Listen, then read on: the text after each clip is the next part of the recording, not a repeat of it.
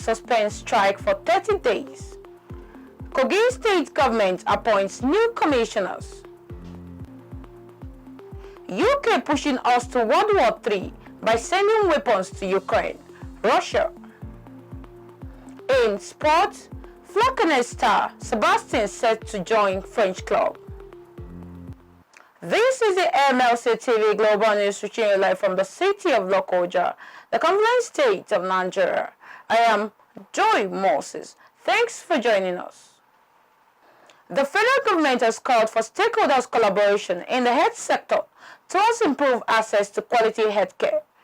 Nigeria's Vice President Kashim Shettima made the call at a dinner organized in honor of the Special Advisor to the President on Health, Dr. Salma Anas Ibrahim, by the Southern Borno Stakeholders Forum in Abuja.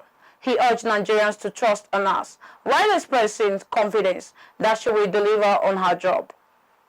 In her remarks, Dr. Salma Anas Ibrahim noted that President Tinubu was passionate about the health of women and children and that he was doing all he can to ensure health gets to them.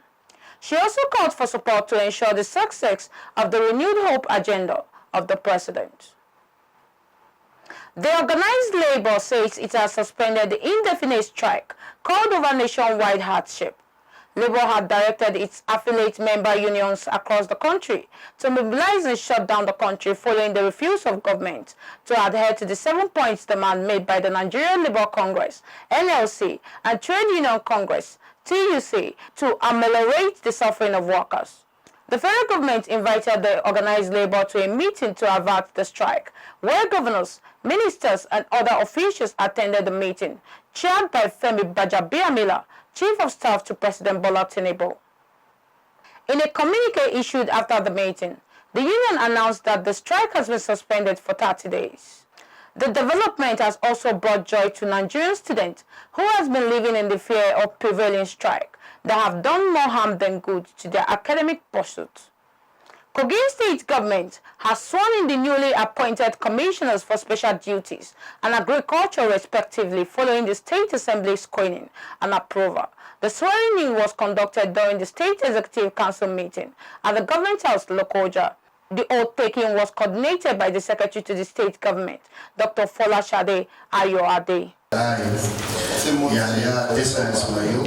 Do solemnly swear that I will be faithful and bear true allegiance to the Federal Republic of Nigeria, and that I will preserve, protect, and defend the Constitution of the Federal Republic of Nigeria. So help me God. After the oath of allegiance, the commissioners signed the commitment letters that bounded them also to become members of the State Executive Council thereafter. The state governor Yahaya Bello, after assigning their portfolio, charged them to promote unity as their identity and discharge their duties to promote the interest of the state and the citizens in accordance with the new direction agenda. You should learn about our taboos, do's and don'ts. Here we preach and practice unity. We are already giving you an appointment. We expect you to do your best to serve the good people of KOGI State, not just your area alone. You are deserving of this particular appointment. So it's coming at a time that you need your services in all ramifications. I urge you to do your best. I congratulate you all. The new Commissioner for Special Duties, Yahaya Abde Ismail, whose appointment came as a reward for sincerity and hard work to promote and deliver more dividends of democracy to the people of his constituency, Ijimu and KOGI in general, thanked the governor and the cabinet members on behalf of his colleague and promised to deliver optimally. Don't forget that today I'm a new commissioner, but I'm not new in the administration of Alhaji Bello. Before now, I was a special advisor to him. I am aware that this administration is built on some foundation. So what is expected of me as the Honorable Commissioner for Special Duty is known. In KOGI, we are a state that is prone to certain situations. You know, flood has been a special event in KOGI. for more than 10 years now. So areas that need special attention of the government, I'll be there to perform. And what the basic principle of the new direction government is dedication, sincerity, and live a life for others. So I am ready, and by the special grace of God, I want to leave a footprint that those who have been in this same position since 2016, when they write their name, they will be able to write my own name. That is just it. While Ismail's appointment was fresh, the Commissioner of Agriculture, Timothy Ojoma, was appointed to replace the disengaged Commissioner, David Aper. A group known as the Committee of Indigenous People of Igala Kingdom has pleaded with the governor of Kogi State, Yahaya Bello, to elongate the tenure of the provost, Kogi State College of Health Sciences and Technology, IDA, Dr. Solomon Anyegu. The group made the appeal at a press briefing after assessing the level of development in the college under the leadership of Dr. Anyegu. They said the call followed the numerous achievements of the provost since his assumption of office, expressing optimism that he would do more if given the opportunity. Our reporter Joshua Denori has detail. Dr. Solomon Anyegu took over the leadership of the Kogi State College of Health Sciences and Technology, IDA, as provost on 27th January 2016 and has been serving meritoriously with several proven track records of progress and rapid development in the institution. The group, having seen the hard work and results of the provost since his assumption of office, deemed it necessary to make an appeal to Governor Yahaya Adoza Bello to elongate his tenure to enable him continue with his good works. Speaking at a press briefing, the National President, Committee of Indigenous People of Igala Kingdom, Abdul Omar Okwaja, said the appeal became necessary in view of the Midas touch the college has received through the purposeful leadership provided by Dr. Solomon Anyegu. This body is here to thank His Excellency Alhaji Dr. Adoza Yahaya Bello for first of all giving our provost, the person of Dr. Nuhu Solomon Anyegu, the opportunity to be a provost in our esteemed institution. We are here to appreciate what the man has done for us in this institution. We are representing our communities and are passionately appealing to Your Excellency to use his good office to extend the tenure of the present provost for the sake of sustainability and development in the college. The appeal is premised on the ground of competence, capability, and great experience of our dear provost. We are appealing for the provost's retention in the college because he has wonderfully changed the college for good. We are making this unusual request because Dr. Anyegu is a material that the institution which is coming up cannot afford to miss.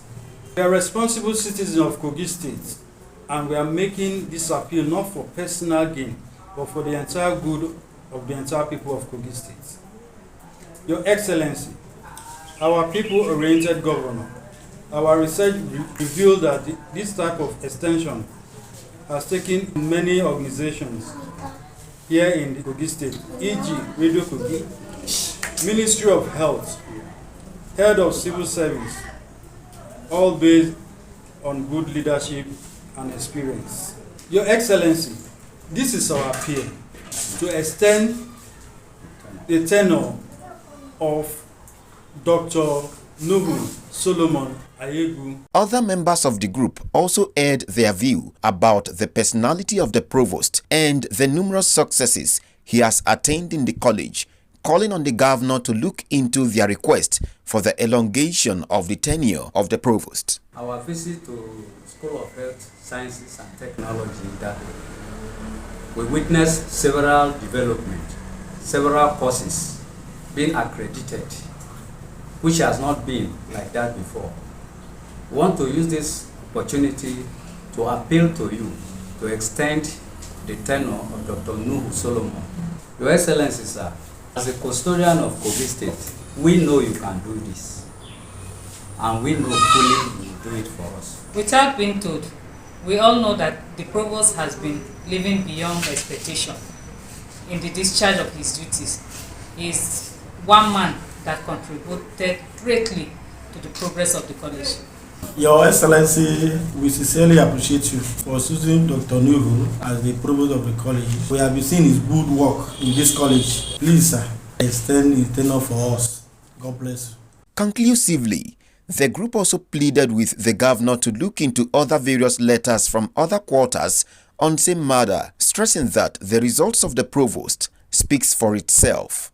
MLC TV gathered that groups and other lovers of quality leadership across the 3 senatorial districts of the state have continued to request for the elongation of the tenure of Dr. Solomon Nuhu Anyegu, a development they say will help to bring more progress to the institution that has become an envy in view of the governor's commitment towards uplifting the standard of education in KOGI State.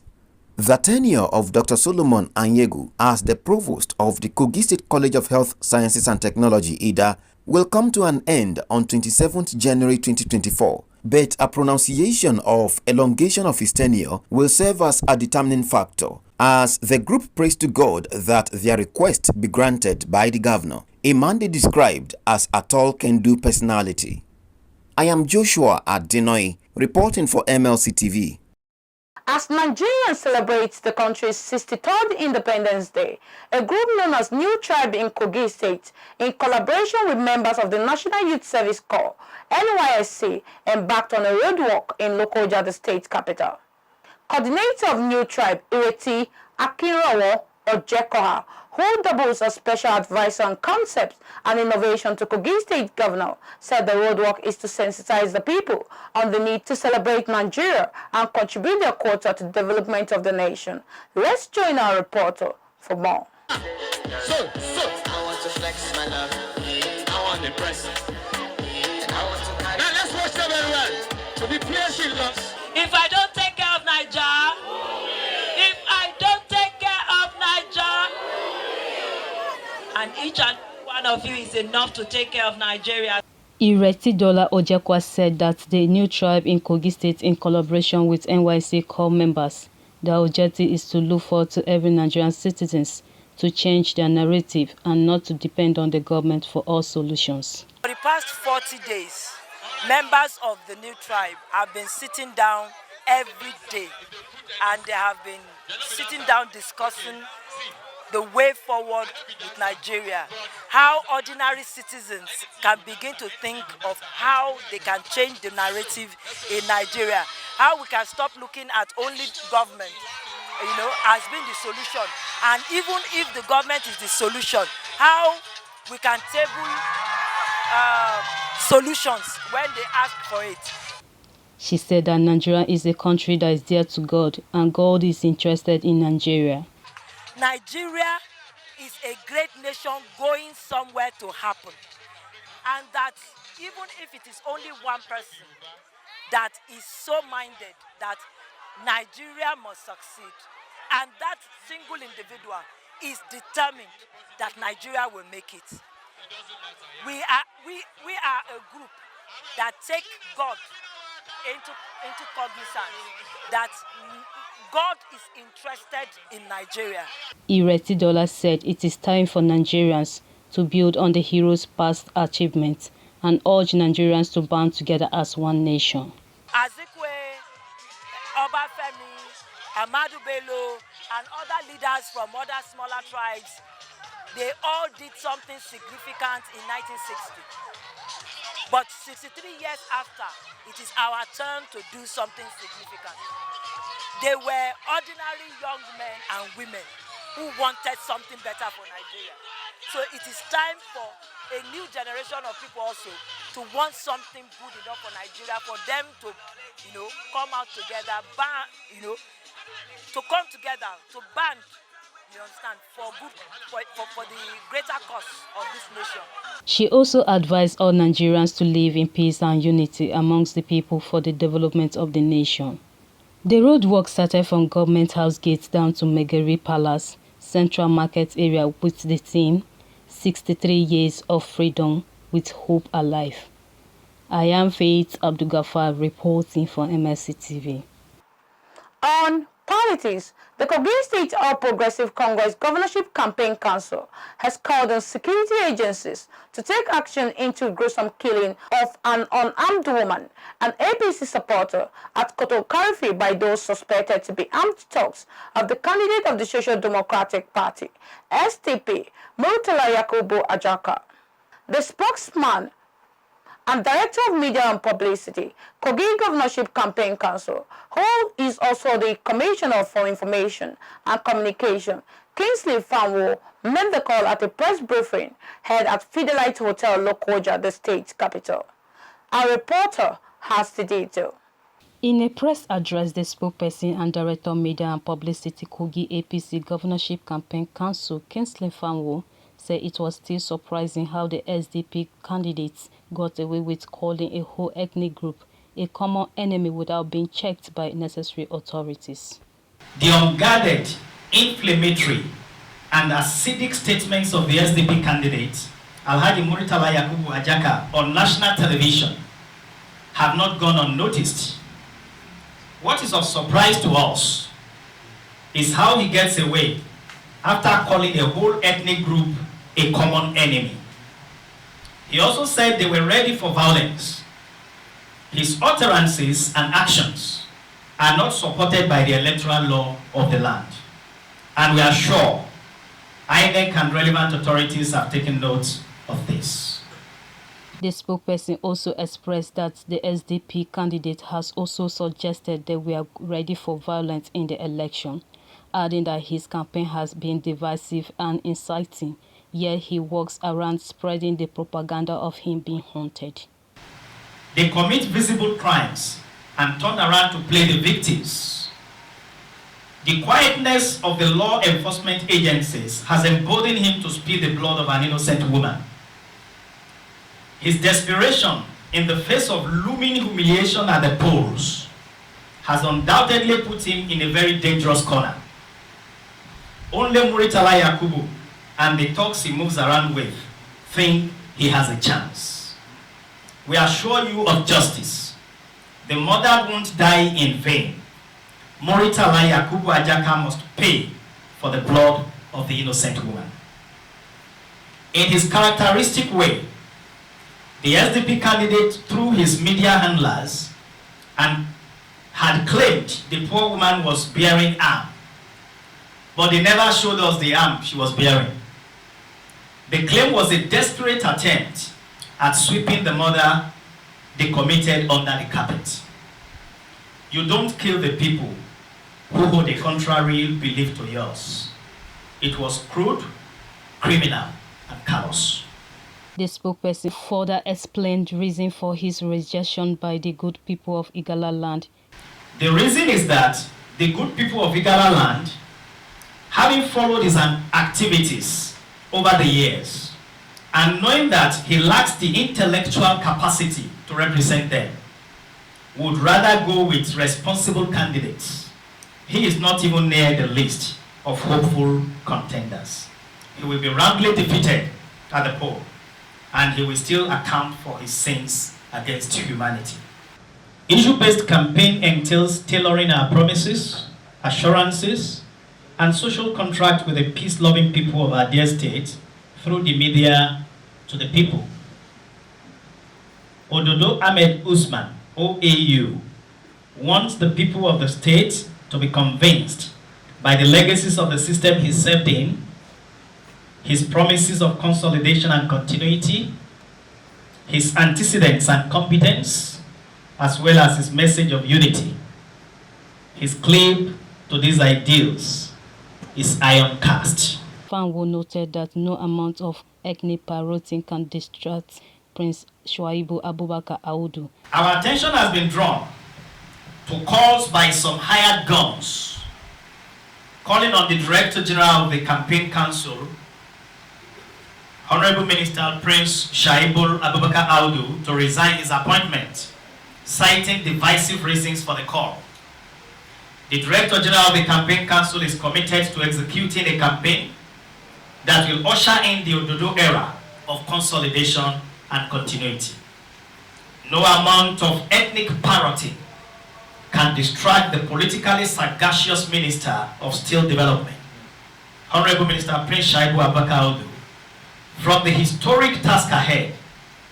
His late father, Prince Abubakar Audu, was committed to a united, prosperous, and peaceful Kogi state. The Director General is only following his footsteps. It is obvious that the rising profile of the minister and his unassailable inroads into the hearts of the people of Kogi State has become the nightmare of these befuddled politicians. Responding to questions asked by journalists on the approach to threats to lives, he assured KOGItes that under the watch of Governor Bello, the security of lives and property is guaranteed. Meanwhile, the Social Democratic Party DG New Media Morrison Campaign Council, Isaiah Davis Ijele, has debunked all allegations laid against his principal and the governorship candidate Muntala Ajaka through a rejoinder press statement made available to journalists. I am Faith Abdulgafar reporting for MLC TV.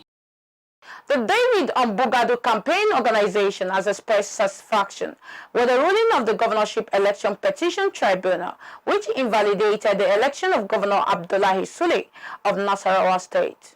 In a statement by Mike Omeri, Director of Media and Publicity, noted that the ruling of the tribunal highlights the tenacity of the resolve of a broad spectrum of the people of Nasarawa State to seek and secure justice from those that are tagged as pretenders. He noted that what the people of Nasarawa State have demonstrated will further strengthen democracy and the importance of upholding the principles of justice and accountability in the electoral process. The campaign council also hailed the tribunal for its diligent and impartial consideration of the evidence presented, leading to the historic and landmark decision. The Independent National Electoral Commission (INEC) had announced Governor Sule as the winner of the March 18 election, but in response to this, Bogado promptly took the matter to the tribunal to contest its opponent's win. In a virtual session held on Monday, 2nd October 2023, the chairman of the tribunal, Justice Ezekiel Ajayi, affirmed Emmanuel Bogado of the PDP as the duly elected governor of Nasarawa, a development the APC says will be taken to the Supreme Court. We go on a short break now. We'll be right back.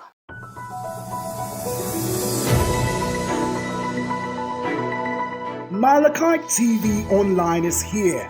For your timely and reliable news that reaches you fast with the breaking news, choose MLC TV. Get human interest stories right here on MLC TV. With entertainment, sports, business, culture, tourism, and fashion news stories all featured on MLC TV. Not forgetting political and current affairs news, state and federal government and people's matters will be discussed regularly on MLC TV. MLC TV, your one-stop online destination for unbiased, accurate news, entrepreneur ideas, and youth matters to the rest of the world. MLC TV, reaching everywhere, informing everyone.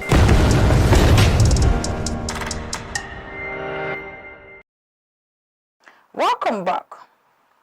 On crime, the Katsina State Police Command says it has thwarted a kidnapping attempt by armed bandits in Yankara Village, Faskari local government area of Katsina State, killing one of the hoodlums and recovered one AK-47 rifle. The command's public relations officer, ASP Sadiq Abubakar, who disclosed this in a statement, explained that immediately a distress call was received at the Faskari Police Division, the command's operative swiftly mobilized officers to the scene and engaged the criminals in a fierce gun duel, compelling them to abandon their nefarious plan and flee into nearby bushes. ASP Sadiq noted that the lifeless body of one of the criminals and the recovered AK-47 rifle was discovered while combing the scene of the attack and identified the deceased suspect as Badayadi, 25, a resident of Daji Dongo, Yatawaru in Faskari local government area.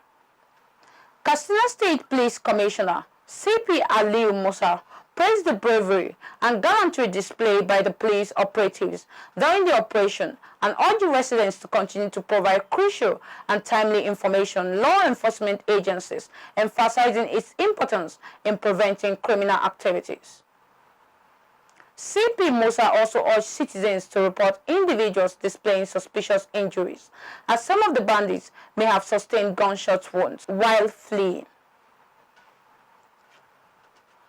The Federal Operation Unit, Zone A of the Nigeria Customs, has arrested a wildlife smuggler, Felix Maiva, in Lagos. The Public Relations Officer, Theophilus Dunia, in a statement explained that Maiva has been on the run since 2021, noting that the apprehended suspect planned to export elephant ivory, pangolin scales, and some lion skeleton to Haiphong, Vietnam in January 2021 through the Apapa port, Lagos, Nigeria. He pointed out that the Maiva's arrest is a fallout of intense investigation and surveillance that followed the discovery of a 1 by 20 feet container found to contain the wildlife product. Maiva's arrest comes as a result of an intelligence-driven operation by officers of the Nigeria Customs Service and the Wildlife Justice Commission to support the global effort to fight crimes against endangered species. The acting custom area controller, Husseini Ejibunu, applauded the officers for their diligence and intelligence and urged them to keep up the good works. On the foreign scene, former Russian President Dmitry Medvedev has warned the West against sending weapons to Ukraine, threatening that United Kingdom servicemen will become a legitimate target for Russian forces if such happens. Medvedev, who currently serves as the deputy head of Russia's Security Council, while responding to statements from London and Berlin, wrote on Telegram that the UK's newly appointed Defence Secretary, Grant Shapps, is a freshly minted cretin over his idea of sending British military instructors to Ukraine to train local troops for the conflict with Russia. He added, if such happened, the UK servicemen will become a new target, adding that they are forcing them to World War III. Let's join our reporter for the sport update.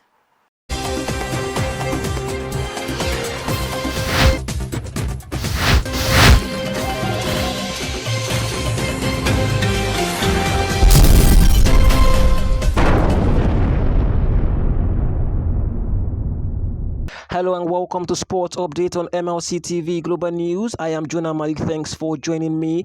Super Falcons and Bayelsa Queens forward Floris Sebastine is close to joining French First Division women's club Stade de Reims. Sebastine is expected to be unveiled in the coming days subject to successful medical and agreement of terms. The 18-year-old will be the third Nigerian to join the club in the last 12 months after Rafiat Imran and Tosin Dimeng. The three players featured at the 2022 FIFA Under-20 Women's World Cup in Costa Rica. Still on sports, Kelechi Iheanacho has urged his Leicester City teammates to keep the winning feeling on. Iheanacho, who gave the advice while speaking with sports writers, said the Foxes must keep their feet on the ground as they look to secure promotion back to the English Premier League. The Enzo Maresca side have enjoyed an impressive start to life in the Sky Bet Championship following their relegation from the English Premier League last season. The Foxes recorded a 4-1 victory against Blackburn Rovers in their last feature at the Edwood Park as Iheanacho scores Leicester's from the penalty spot. Leicester City now have a 2-point lead at the top of the championship table. And that's all on Sports Update. I am Jonah Malik reporting. Back to Akasta for more stories.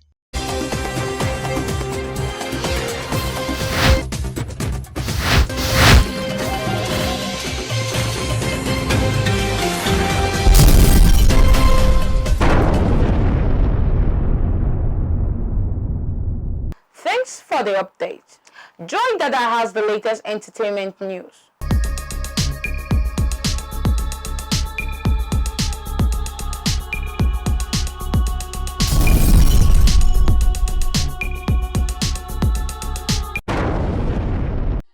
Welcome to entertainment segment. I am Joy Dada. In Africa, a police source has disclosed that some influential personalities in Nigeria have been mounting pressure on them to release Sam Larry recalled that he was arrested for interrogation in connection with the controversial death of 27-year-old musician Mohbad, an insider at the State Criminal Investigation and Intelligence Department in Yaba, Lagos, who spoke in an interview with The Guardian, revealed that their phone lines have been buzzing since Sam Larry's arrest last week, especially with calls from a prominent traditional leader on the island.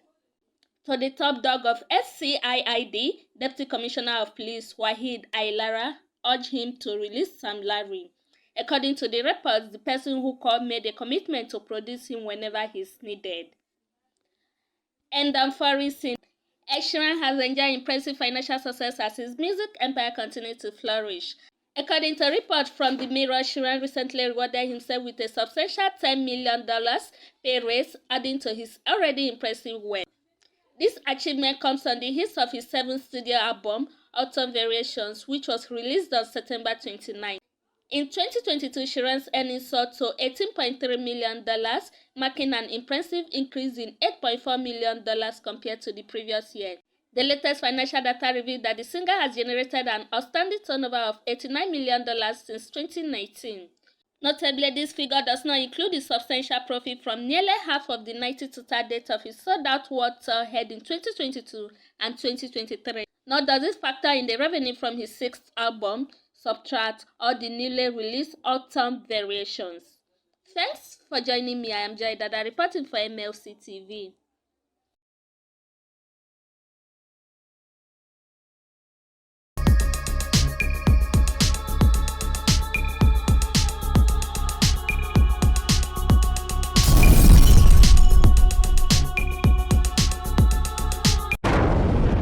Thanks for the update, Joy. And that is the size of our package. Do support us by subscribing to our YouTube channel, Malachi TV. Like and follow our Facebook pages, MLC TV, MLC TV2, MLC TV Yoruba, and Ibravabe MLC TV. Instagram, MLC TV 2021, X handle, Malachi TV, Threads, Malachi TV, and TikTok, Malachite_TV for event coverage, appearance on any of our programs, contributions, comments, advert placement, or sponsorship. Please call or send SMS to any of our numbers displayed on your screen. Join Malachi TV online on weekends to watch our various programs. Saturday 7 p.m. Political Arena, Sunday 6 p.m. Women's World, and Monday 9 a.m. The Opinion. It is Malachi TV, reaching everywhere, informing everyone. Please be your brother's keeper to build a happier and a better society together. I am Joy Moses. Thanks for watching. See you tomorrow.